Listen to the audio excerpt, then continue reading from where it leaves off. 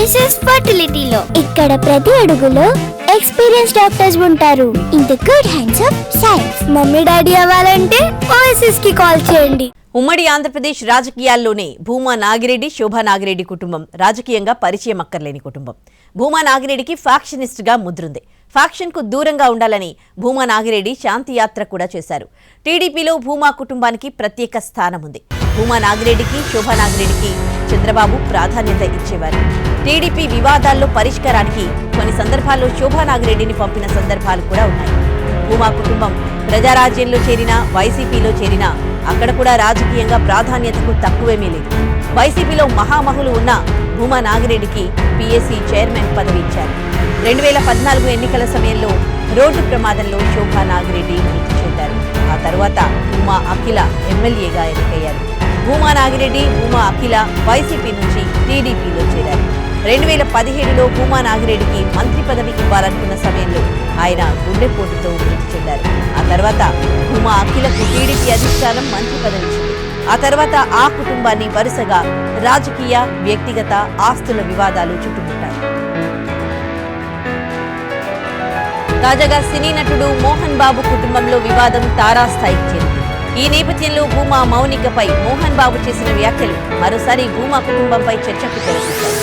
మోహన్ బాబు చిన్న కుమారుడు మంచు మనోజ్ మౌనికను వివాహం చేసుకున్నారు. వివాహ సమయంలోనే ఆ కుటుంబంలో మనస్పర్ధలొచ్చాయని అప్పట్లో ప్రచారం జరిగింది. మౌనికకు బెంగళూరుకు చెందిన గణేష్ రెడ్డి అనే వ్యక్తితో వివాహం జరిగింది. ఆ తర్వాత పరస్పరం వీడిపోయి విడాకులు తీసుకున్నారు. అప్పటికే కొడుకున్న మౌనికను మంచు మనోజ్ వివాహం చేసుకోవడం మోహన్ బాబు కుటుంబానికి ఇష్టం లేదని అప్పట్లో ప్రచారం జరిగింది. అయితే మోహన్ బాబు సమక్షంలోనే వీరి వివాహం జరిగింది. మంచు మనోజ్, మౌనికకు ఒక బిడ్డ కూడా జన్మించింది. ఇన్నాళ్లు బాగానే ఉన్నారు. మనోజ్, మౌనిక తరచూ ఆళ్లగడ్డకు వెళ్లొచ్చేవారు.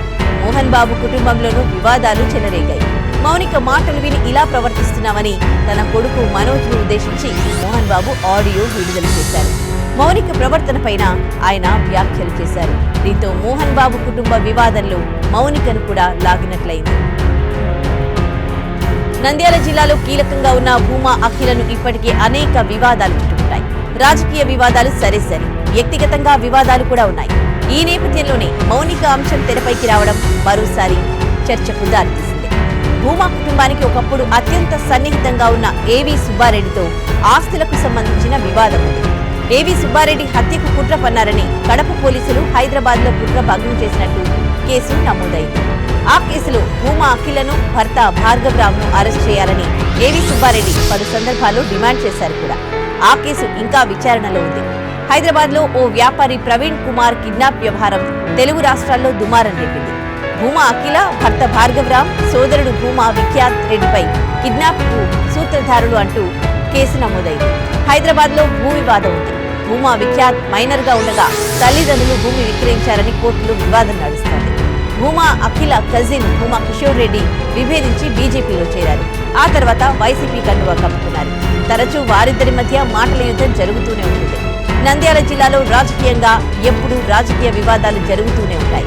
లోకేష్ యువగడం యాత్రలో ఉండగా భూమా అఖిల అనుచరులు ఏవి సుబ్బారెడ్డిపై దాడి చేశారు. ఇది రాజకీయంగా దుమారం రేపింది. భూమా అఖిల, మౌనిక మధ్య కూడా మంచి సంబంధాలు లేవు. వారిద్దరి మధ్య కూడా ఆస్తుల వివాదం ఉందని ప్రచారం ఉంది. ఇక భూమా అఖిల సమీప బంధువు విజయ డైరీ చైర్మన్ ఎస్వి జగన్మోహన్ రెడ్డితోనూ వివాదం రచ్చకెక్కింది. విజయ డైరీలో అక్రమాలు జరిగాయంటూ చైర్పర్సన్ సీట్లో కూర్చొని రద్దు చేశారు భూమా అఖిల. ప్రస్తుతం మోహన్ బాబు కుటుంబంలో మౌనిక వివాదం రద్దు చేశారు. మౌనికపై మోహన్ బాబు చేసిన వ్యాఖ్యలు దుమారం రేపాయి. భూమా అఖిల, శోభ ఉంటే ఇలా మాట్లాడేవారా అంటూ మనోజ్ వ్యాఖ్యలు చేశారు. మౌనికకు తల్లి, తండ్రి అన్ని తానేనని, తన భార్య వచ్చాక చెడ్డవాన్నయ్యానన్నా నాన్న అంటూ ప్రశ్నిస్తూ ఉన్నారు మంచు మనోజ్.